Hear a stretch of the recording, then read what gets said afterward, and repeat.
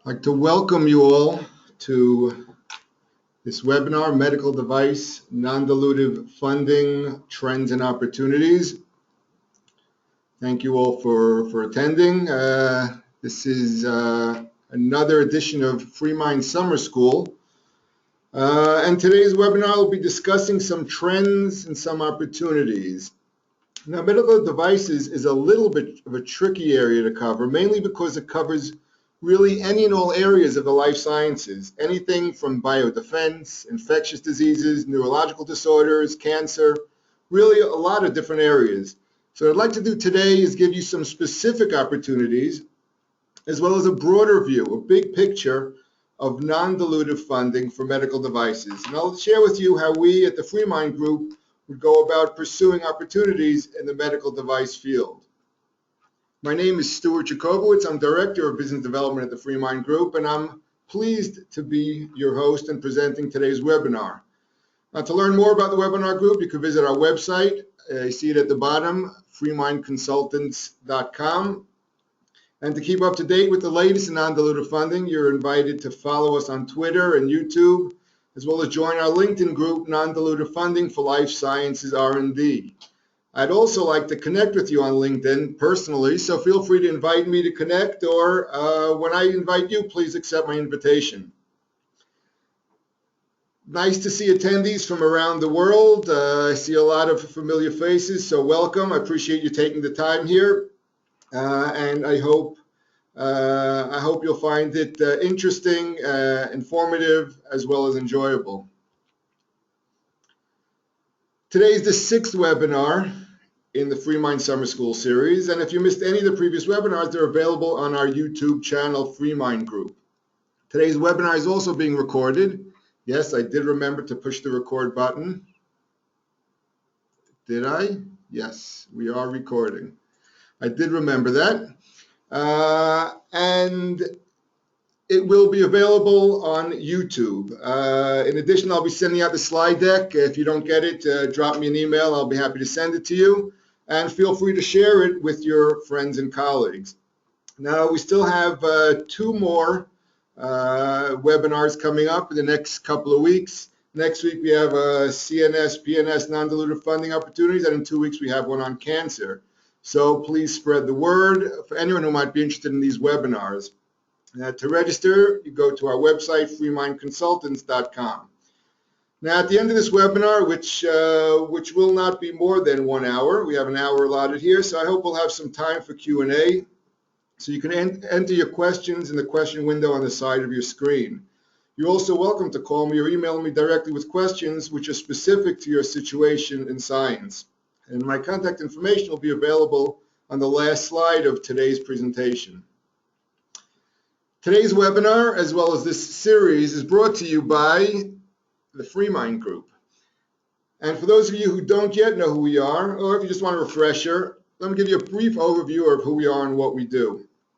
The FreeMind Group is a consulting firm. Actually, we're the global leader in non-dilutive funding. And our main objective is to help our clients, which is hopefully you, get as much money as possible from non-dilutive sources. We work across the life sciences, and we focus on the NIH, National Institute of Health, DoD, Department of Defense, as well as many other government agencies such as BARDA, CDC, FDA, NSF, CDMRP. No, I'm not making up these initials. These are all real government agencies and institutes, and more. And of course, we also work with private foundations when it's relevant. We have 45 full-time employees at this time, and we're growing, I'm happy to say. And we've been helping our clients in their quest for non-dilutive funding for a little more than 16 years. FreeMind files an average of 350 to 400 applications on behalf of our clients every year.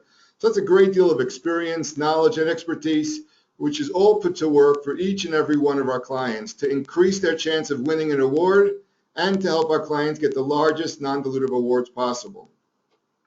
Our clients include academics, research institutes, and university medical centers, as well as companies from small startups, 1 or 2 people working out of their living room, some even out of their dining room or kitchen, all the way up to medium, large-sized companies, and way up to the largest, including many of the large pharmaceuticals. We offer 2 core services. First is strategic assessment, And then we manage the grant writing process, and I'll get into these core services a little bit more towards the end of today's webinar. FreeMind Group is a tool. Actually, we're more like a power tool to help you maximize your non-dilutive funding potential. What does that mean? How do we help you maximize your funding potential? Well, first of all, our analysts identify the most relevant funding opportunities. This is a very important first step, because if you have great science but you apply for a grant that's not relevant to your science, or you use an incorrect mechanism, you will not be successful despite the fact that your science is really deserving of funding. The analysts then create a list of opportunities, and together with you they create a strategy, what we like to call a multi-submission granting strategy. And this is in order to maximize the application's chance of winning an award. We also manage the complex projects production process. We lead a joint application writing process, because we can't do this alone. We do need you on board because you're the experts in your science. And of course, when relevant, we support final contract negotiations. I'll go a little more detail at the end of this presentation as to how we go through the process. And while we'd love to work with you, of course, you are welcome to try this on your own. Across the non-dilutive funding landscape in the US, we're talking about a pocket of money of more than $50 billion in non-dilutive funds, which are go towards the life sciences. Now, although just about all of the 27 institutes of the NIH offer funding opportunities for medical devices, there is one institute which places a great deal of focus on medical devices, and that's the National Institute of Biomedical Imaging and Bioengineering, or the NIBIB. In addition, BARDA, the US Army, and DARPA also fund medical devices, and we'll go over some examples of current solicitations a little later. CDMRPs are another great source of funding. Even though this year's deadline already passed, however, make sure to look out for next round of CDMRPs, which are usually announced around March, April time. And of course, there's opportunities from private foundations. Now, it's interesting to note that out of the more than $50 billion allocated to funding the life sciences, a major portion of that, or a little over $30 billion, or 60%, comes from the NIH.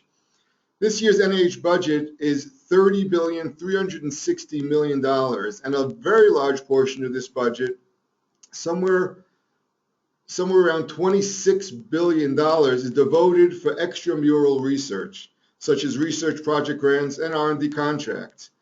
And just in case $50 billion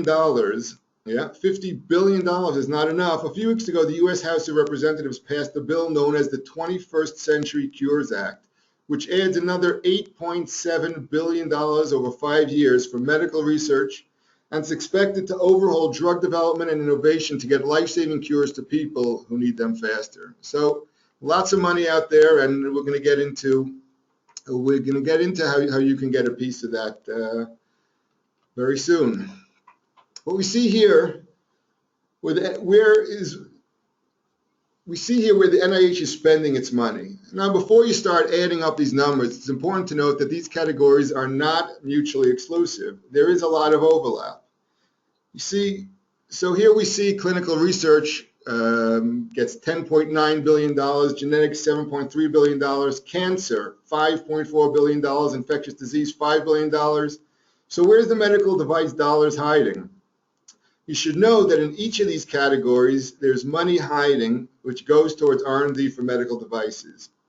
By the way, a couple of the more obvious places, near the top of the list, you see $5.8 billion for biotechnology, and near the bottom, $3.3 billion for bioengineering. These are two categories where probably a good chunk of that funding is going towards funding medical devices. But remember that each of these categories, in fact, just about every NIH institute offers funding for the research and development of medical devices. Having said that, probably the NIH Institute, like I said before, that provides the most funding for medical devices is the NIBIB. And NIBIB's mission is building on the power of integrating engineering and the physical and life sciences to continue to transform medicine. It's a mission centered on the convergence of biology and the quantitative sciences with a vision of improved global health. So unlike other NIH institutes, the mission of the NIBIB is not limited to a single disease. It's not limited to cancer or neurological disorders, or even to a group of illnesses, or even a particular population. If you look at their goal, you see what they're looking for is to integrate engineering with the physical and life sciences. They're looking for point-of-care, wireless, and personal health informatics technologies, and they're looking to transform advances in disease mechanisms into precise medical diagnostics and therapeutics. That just mentions a few of their goals. So NIBIB is a great place to start if you're in the medical device field. I'll be showing and discussing some NIBIB solicitations shortly. And to quote from the director of the NIBIB, Dr. Roderick Pettigrew, medical device makers should focus on creating low-cost, non-invasive mobile technologies, but still work on medical moonshots that change the world. So this gives you an overall idea behind what the NIBIB is looking for: to reduce the healthcare burden and to come up with groundbreaking technologies. In this presentation, I'll share opportunities from NIH's NIBIB, NINDS, Neurological Disorders and Strokes, NCI, the Cancer Institute, as well as from the U.S. Army and BARDA. Now, in terms of medical device field, just to give you a little idea of what's going on, let's take a minute to look at some of the R&D as well as the funding trends. So, molecular and gene-based diagnostics is certainly trending up. 3D printing, while we hear a lot about it in the news, it's likely it'll take some time to make substantial inroads in the device market. The industry will probably be tracking 3D printing closely to get a better sense of where and how this breakthrough technology fits in medical device space. And the reason I think it'll take some time to make substantial inroads is that the medical device market, it's new to 3D printing technology, and this complicates the assessment of development opportunities, in some instances also the manufacturing plans. So while the ability to fabricate prosthetics is impressive and printing human tissue offers intriguing new possibilities, the programming of the 3D printers and developing the plans and then processing straight to use the printed products in the patient's care and treatment, this raises concerns about the adequacy of testing and oversight. Another trending area is interoperability. This is the ability of health information systems to work together within and across organizational boundaries in order to advance the effective delivery of healthcare for individuals and communities. Or someone explains it's sort of like a plug and play, where you could take a device from one place and put it into another, and it'll work in both places very well. Health IT and big data is also a growing field and gaining a lot of traction and interest in the NIH. And finally, although these 5 I mentioned here are not the only trending areas of medical devices, but the last one I'll mention for now is for the aging population, which is also trending up. Medical industry will continue to lay the groundwork for a future in which there's an implant to restore an acceptable level of functioning to virtually every compromised joint and organ. Orthopedic and cardiovascular implants predominate, but the list of implants is long and growing. You have cardiac pacemakers, including leadless versions. You have stents, valves, and implantable monitors. There's intraocular lenses, gastric bands, biliary stents, and cochlear implants. Got airway stents, neuromodulators, and on and on. Some of these cases, there's one device to be implanted, another device to perform the implant, and still another device to communicate wirelessly with the implant. So the aging population in industrialized countries can look forward to long lifespans with implant-enabled quality of life. The need of aging populations will drive the medical device industry to develop and refine implants that a few decades ago would have seemed the stuff of science fiction. Now, when we look at the NIH and we're looking at specific opportunities, what we've been seeing over the past few years is a more organized, structured funding for medical device development. But we're looking at a rising number of specific program announcements or a rising number of specific requests for applications. And here you see a couple of examples. If you're in the neonatal and pediatric field, there's an RFA for safe and effective instruments and devices for use in this field. There's an RFA for point-of-care devices for the diagnosis of sickle cell diseases. This is very specific. And there's a PA for advanced tools and technologies for CSF shunts. Once again, very specific and targeted. So what I'm trying to show you is that there are highly targeted solicitations out there that could be an exact match between what you're looking to advance and what these solicitations are looking to fund. But that being said, we'll also see that there's a much wider net to cast, which will include a lot more of the projects you're working on. So where do we start?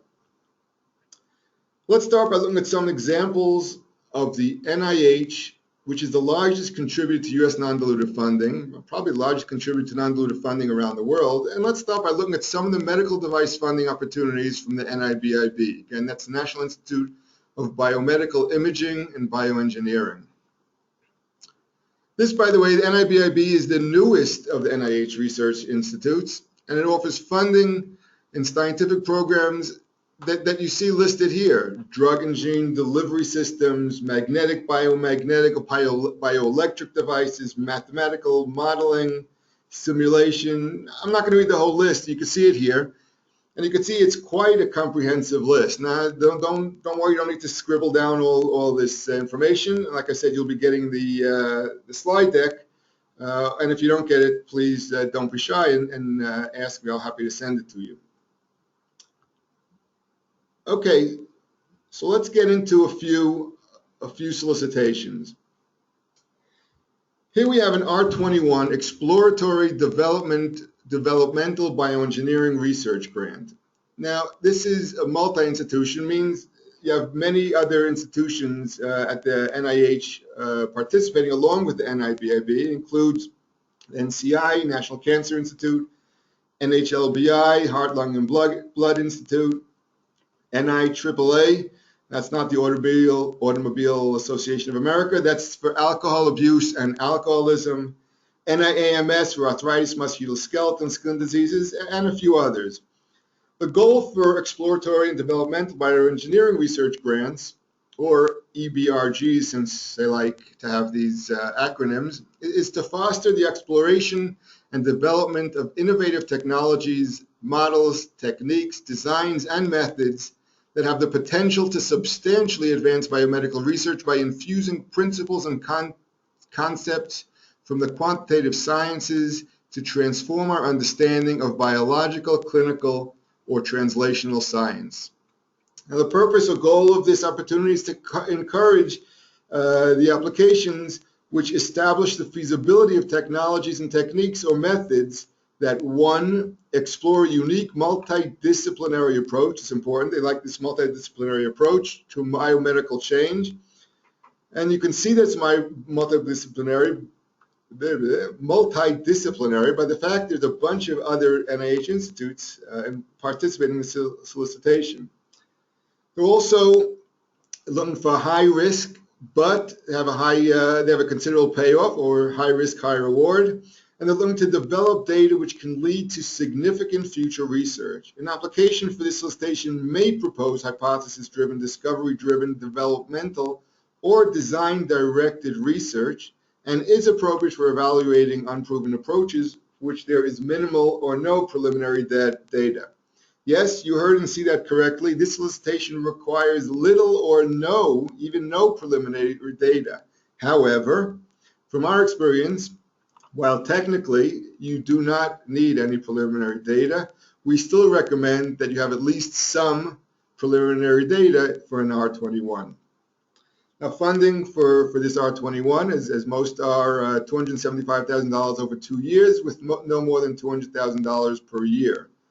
And since we have people from non-U.S. entities, we have a tendency of people from around the world, let me point out that non-U.S. entities, as well as non-U.S. components of U.S. organizations, you are eligible to apply for this opportunity. Now, this solicitation has been around for a few years. It was posted first back in September 2012, but it's expiring after this upcoming due date, which is October 16th. A little more than 2 months. So this is your last chance coming up for this solicitation. So if it's relevant, now is the time to get started.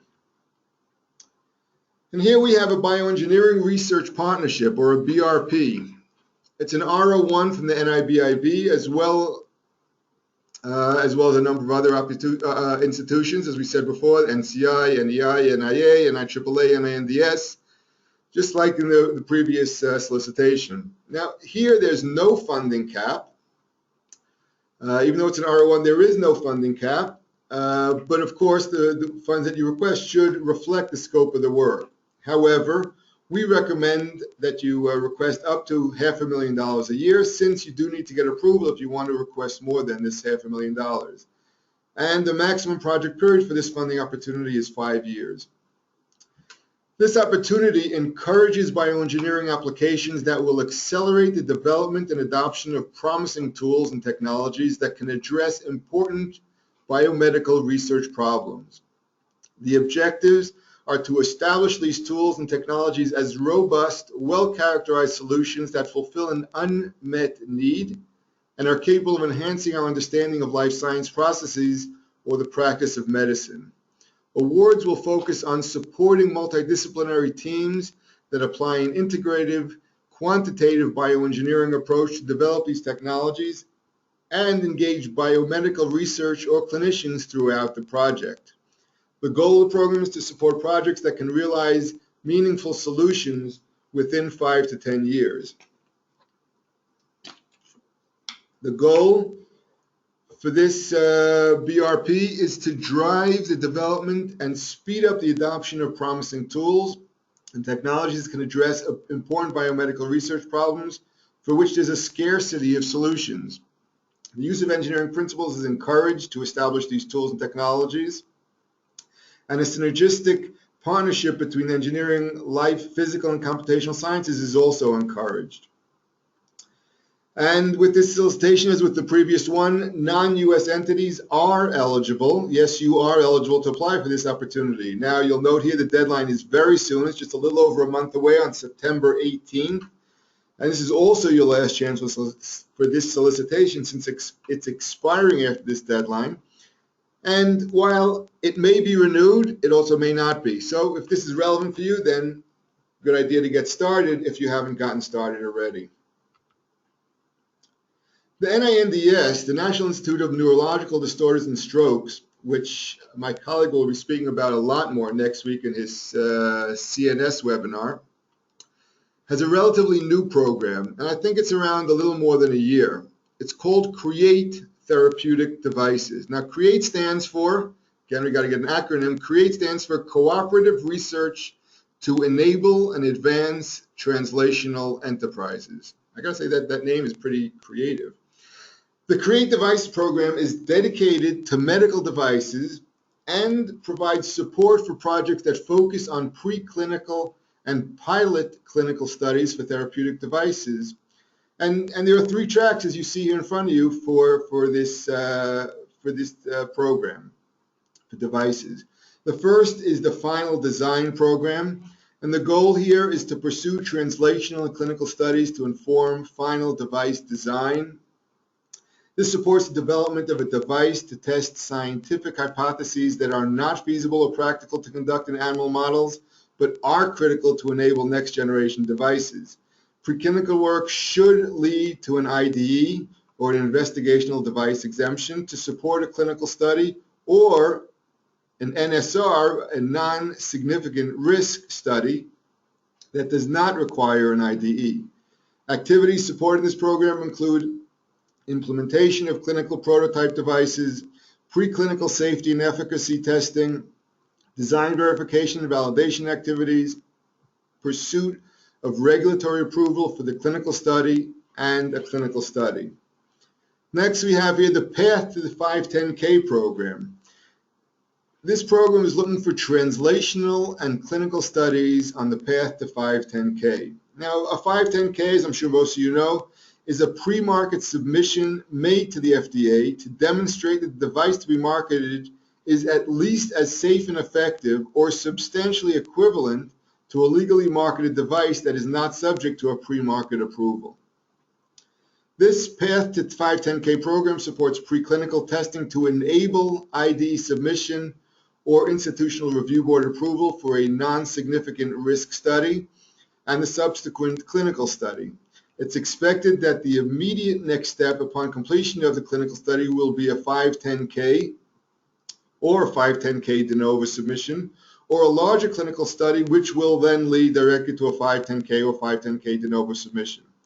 Activities supported in this program include implementation of clinical prototype devices, preclinical safety and efficacy testing, design verifications, and validation activities, pursuit of regulatory approval for the clinical study and a clinical study. And finally, the path to PMA or HDE is looking for translational and early feasibility studies on the path to PMA pre-market approval or HDE humanitarian device exemption.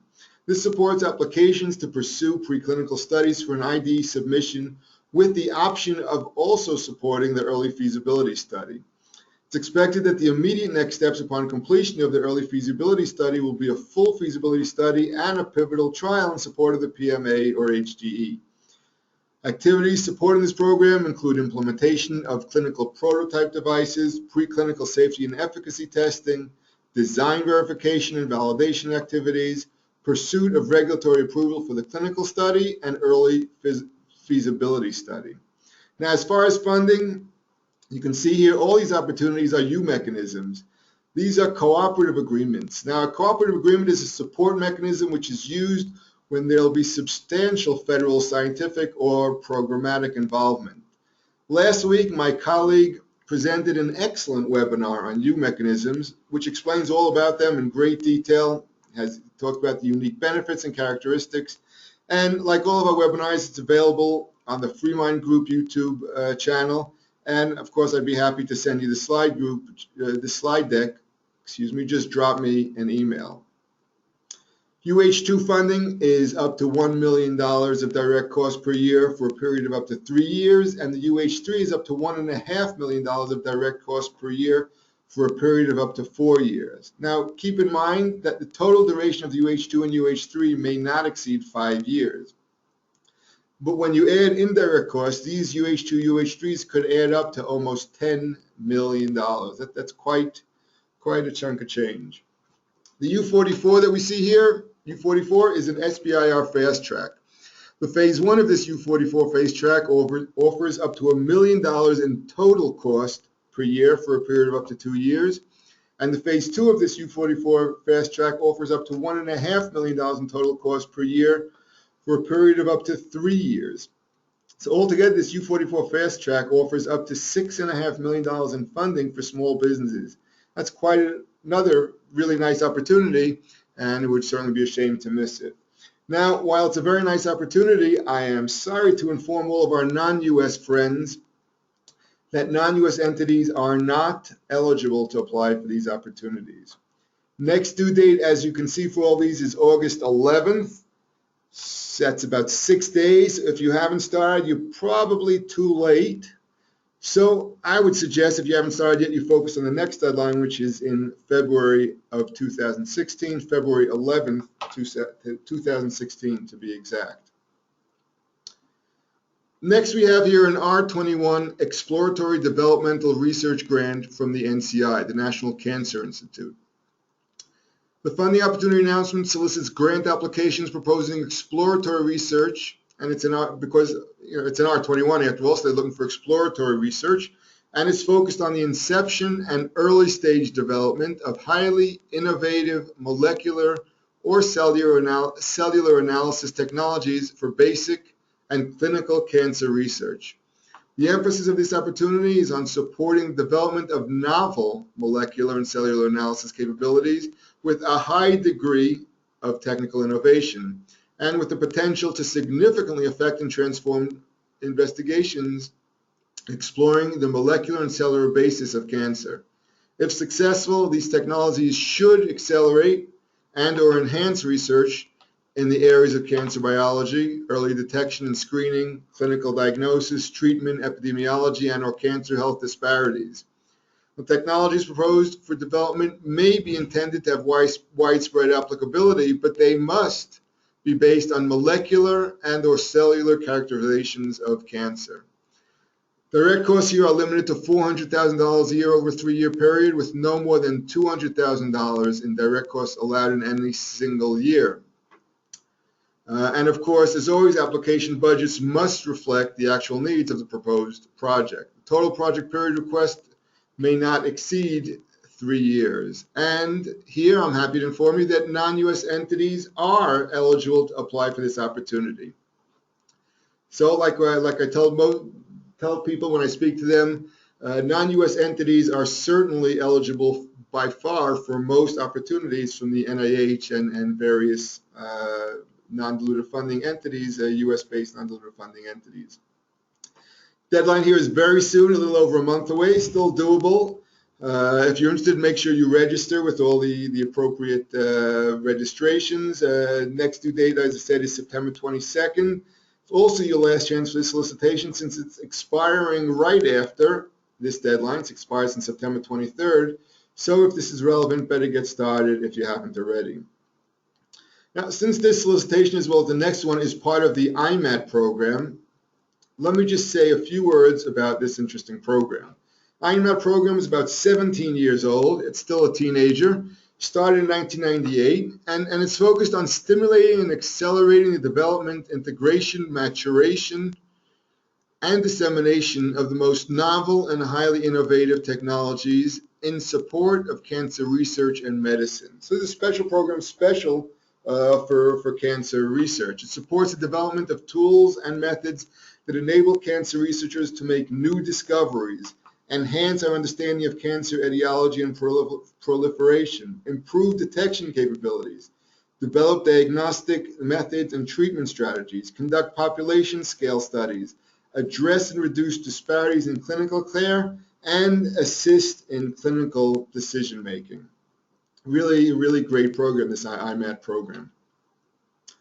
And next we have here the R43, R44 solicitation, which is also part of the IMAT program, like I said, and this is also from the NCI like the previous one. IMAT stands for Innovative Molecular Analysis Technology, and this is the IMAT development for cancer research and clinical care. Now, the R43 is the SBIR Phase 1, and the R44 is the SBIR Phase 2.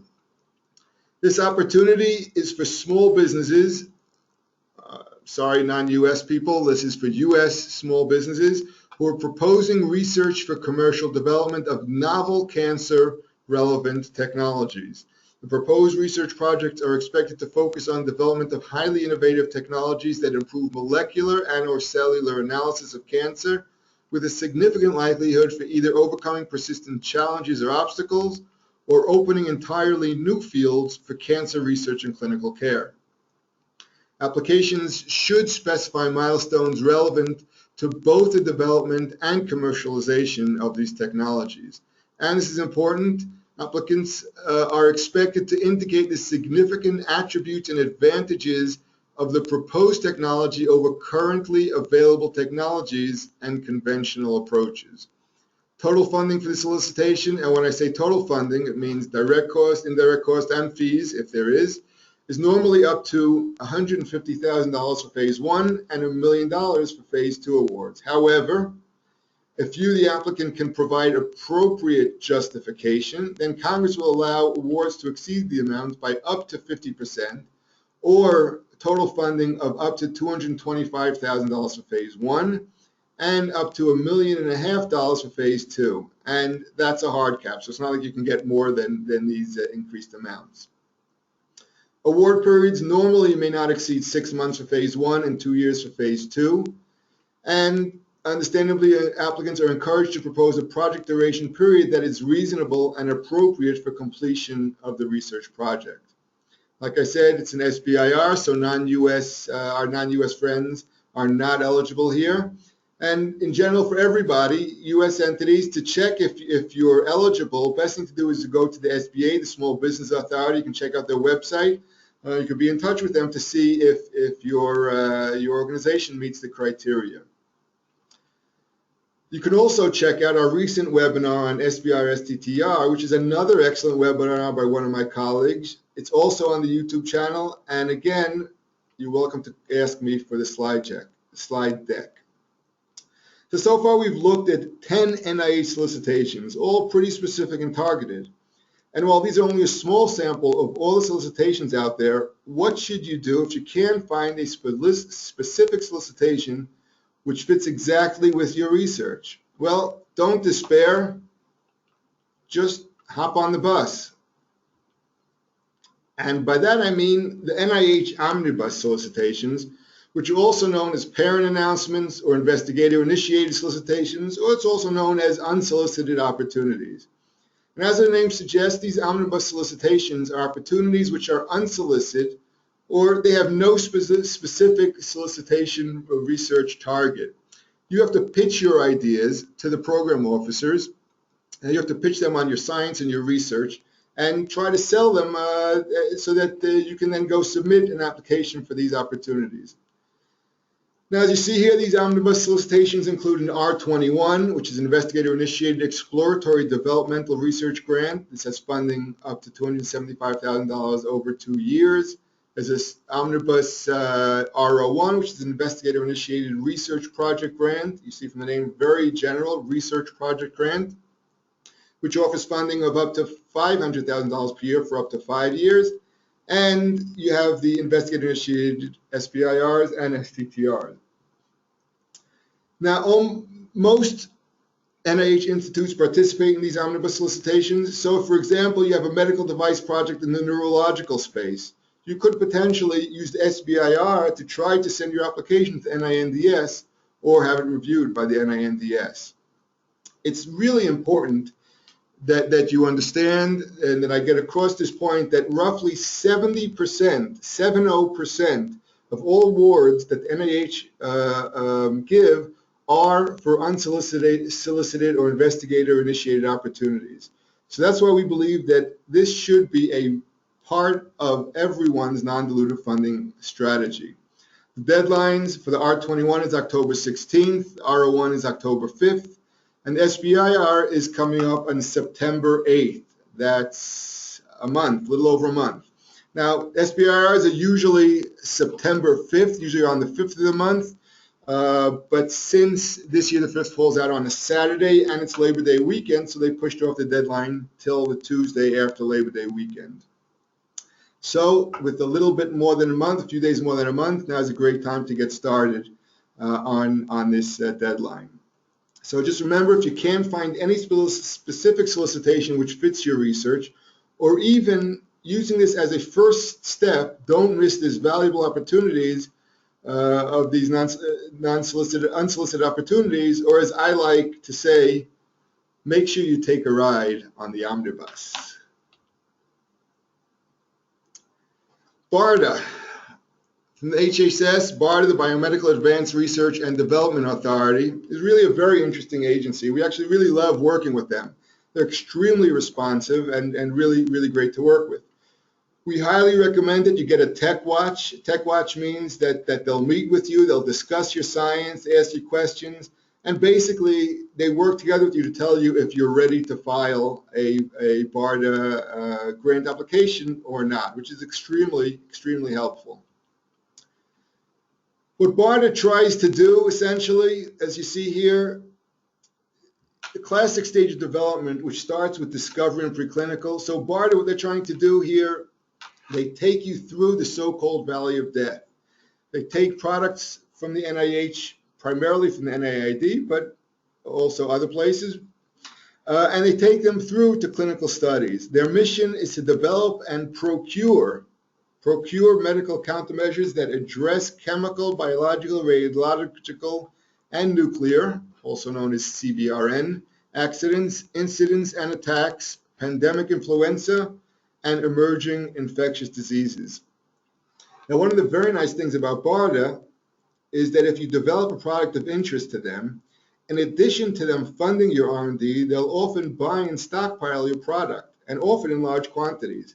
So aside from the funding, you also have a great client. And don't worry, it's not an exclusive client. It is, though, a great client. So BARDA is a great opportunity. Now, a few examples of BARDA opportunities. And while these have expired, we expect them to be reissued very soon, or new ones, possibly new BAAs, because their fiscal year starts September 1st. So So stay tuned, either on the BARDA website, or you could be in touch with me by email or LinkedIn. Like I said, if you connect with me on LinkedIn, I'll do my best to post updates so you can keep up with what's new and what's available. Now, BAAs typically have no budget cap, but that doesn't mean you should go crazy and ask for $1 zillion. On the other hand, you should not be afraid to ask for what you need, $20 million, if it's justified. I say $20 million, we just had a client who recently won a little over $20 million. It's important to ask what you need, because if you ask too much or too little, then they're going to question if you really know and understand what you're doing. BARDA just got their 5-year budget, like I said, so the new fiscal year starts September 1st, and we expect new announcements very, very soon. We strongly encourage you to read through the solicitation. In fact, in general, you should carefully read through every solicitation if you think it's relevant for you, so you'll understand exactly what you're looking for. But keep in mind, when you're reading these solicitations, the language will be very broad. As in its name, it's a broad agency announcement. So read it carefully and get help if you need it, either with a tech watch or a consultant. Now note that BARDA typically has a more advanced TRL, technology readiness level. So make sure to look at the solicitation, which has a specific TRL, and make sure you meet that specific specification.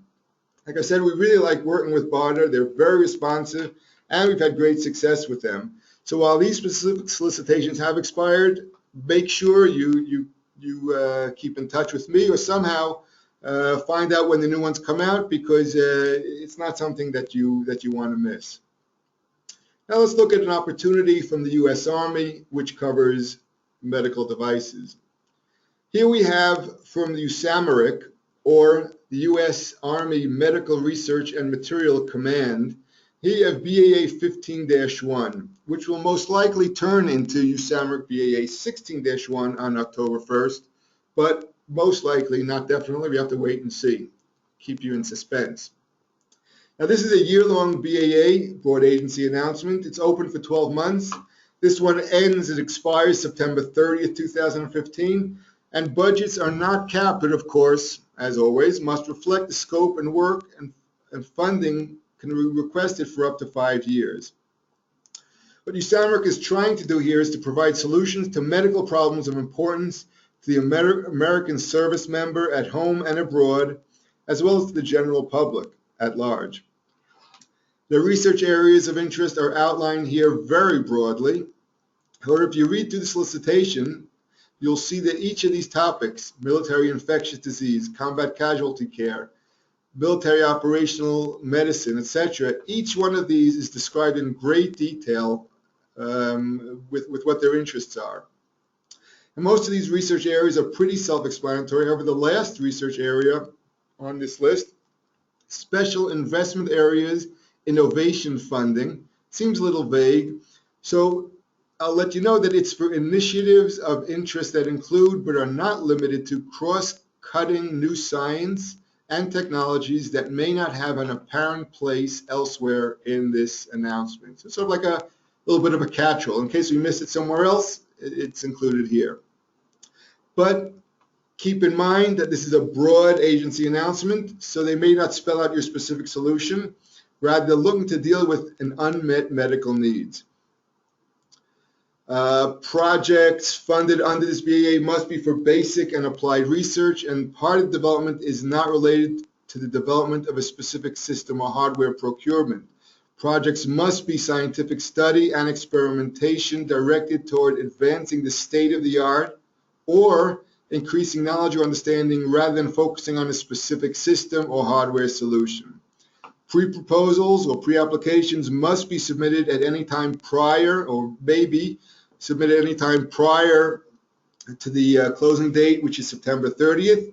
That's the deadline. After that, no more submissions will be allowed.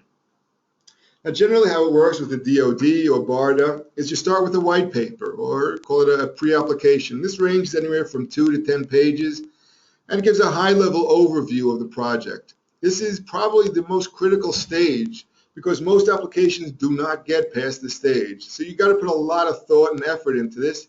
It's going to decide if you move forward or not.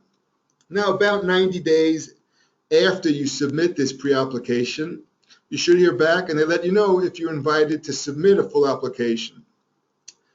Once you're invited, if you're lucky enough and good enough that you're invited to submit the full application, then they usually give you anywhere from 45 to 90 days to prepare this full application. Now, these are usually a lot of work. So the second you get invited, you got to just drop everything, cancel all vacations, and just get to work on this, because you've gone through a big step by getting past the pre-application. So you get invited, you get going. Don't waste time. Don't mess around with this. Your full application is then reviewed for technical merit, and in about up to 6 months, give or take, you get a response, and then you enter the third stage of cost negotiations. Now, DoD and BARDA, like I said, are similar, but sometimes their time frames do differ a little bit. So to summarize, what I tried to show you today is that funding is available for medical devices at all R&D stages: early proof of concept, preclinical, clinical, late clinical, all stages. For all of these R&D stages, there's funding available, from neurological disorders, biodefense, infectious disease, to cancer, to heart, lung, blood. Everywhere you could target a funding opportunity for medical device in your field. You just need to know where and how to look for the opportunities, and then all you need to do is submit a great grant application which meets all the solicitation guidelines. Once you've submitted the grant application, then what happens? Let's take a moment to look at the NIH review process. By the way, this is fairly similar to the review process of the NSF, DoD, other U.S. government institutes, but they each have their own little differences. This is the NIH's review process.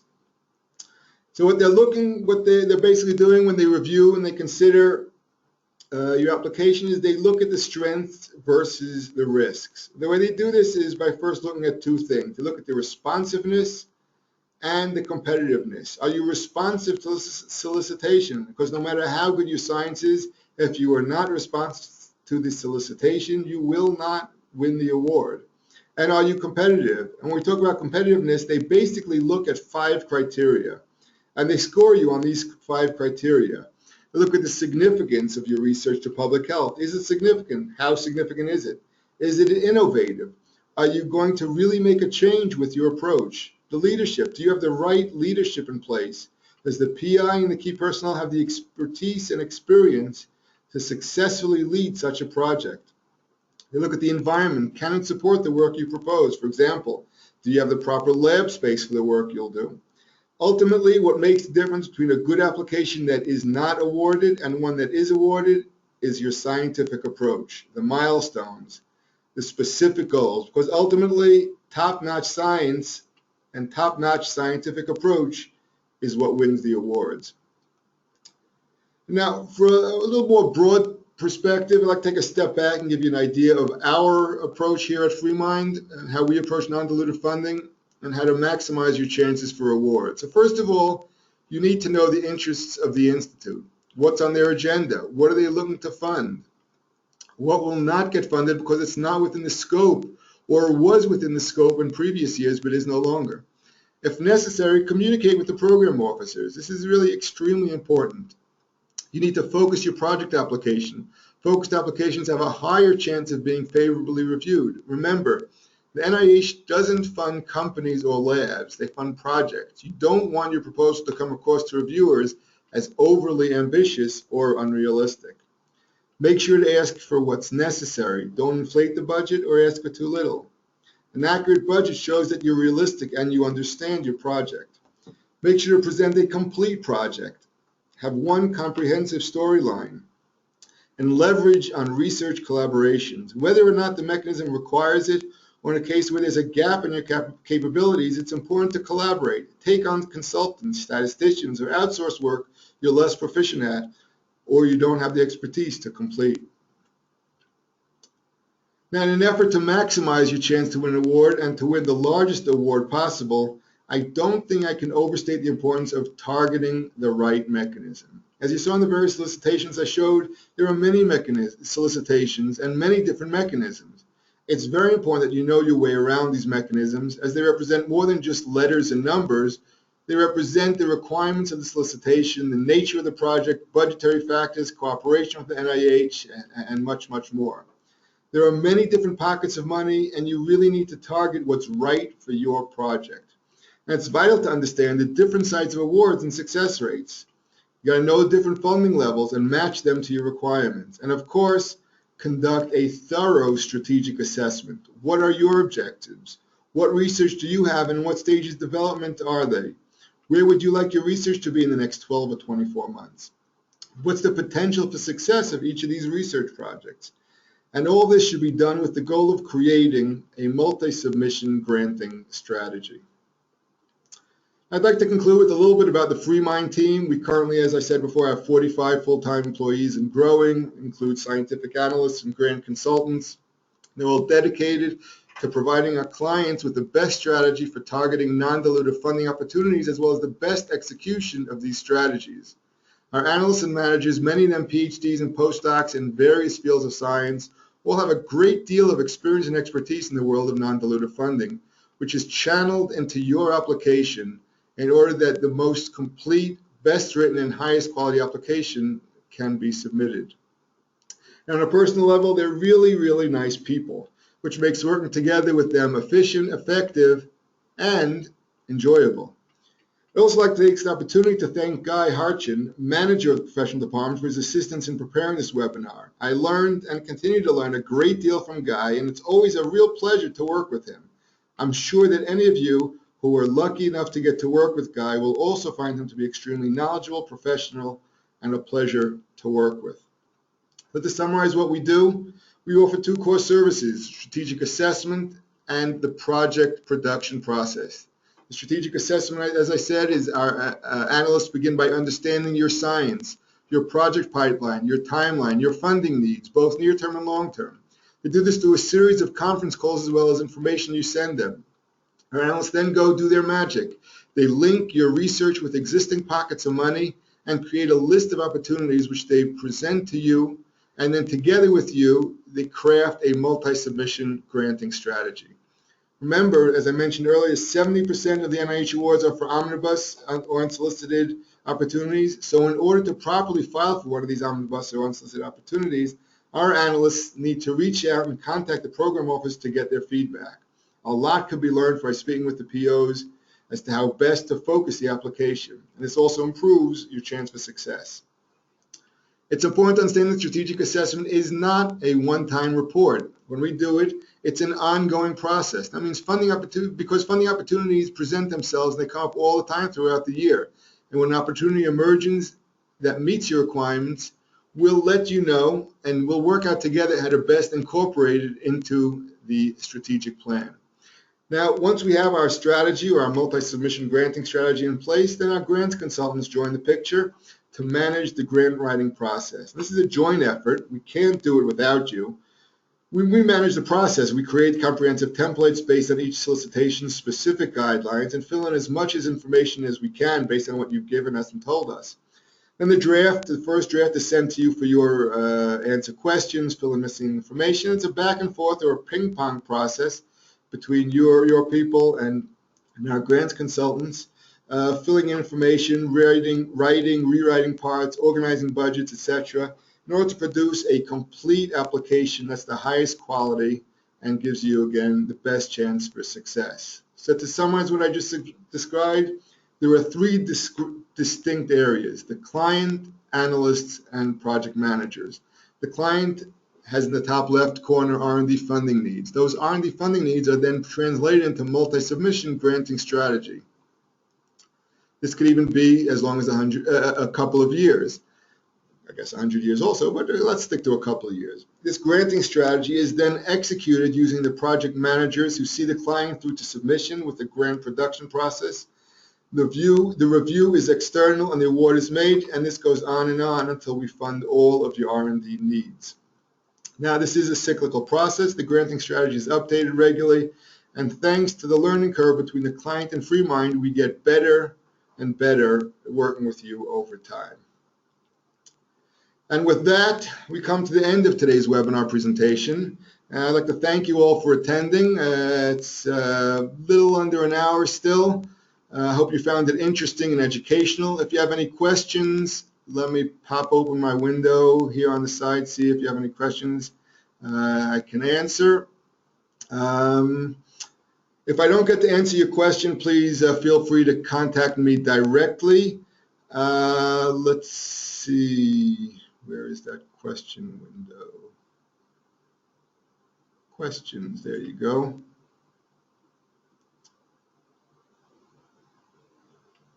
So someone's asking if the slides are downloadable. They are not downloadable, but drop me an email. You see my email there, and I'll be happy to send them to you. We have a question here on U.S. Entities versus non-U.S. entities. Yes. So question is actually a very popular question we get oftentimes. Why? This is coming from, I think the way it's worded, it looks like it's coming from a U.S. taxpayer. Why would the U.S. Be willing to send my hard-earned tax dollars overseas to support non-U.S. research? So that's a good question, and actually it's probably the most, one of the most, if not the most common question I get. Best thing we could come up with here is that the U.S. healthcare budget, the healthcare burden is about $4.5 trillion a year, and it's expected to double, I think something like that, in the next 10 years or so. Some crazy numbers. Now, the U.S., NIH, and these others, they feel that if they could find cures for some of the diseases, some unmet medical needs, in order to reduce their spending, then that would be great. So it's worth investing a few $1 billion to try to get some cures to reduce their healthcare burden. And I guess they do realize that while America has lots of brilliant and accomplished scientists, there are also many brilliant and accomplished scientists in the rest of the world, and they'd like to take advantage and benefit from this research, from their research. A few questions here asking to send the slides. Yes, I certainly will. All you got to do is, it's easier if you send me an email. Oh, I see you're on the phone listening. You had computer challenges, so therefore okay. So I'll try to get it to you, but my email address is Stuart, S-T-U-A-R-T, at FreeMindConsultants.com. You can also get it linked to my email on the website, but I will try to mark down your email here after this webinar.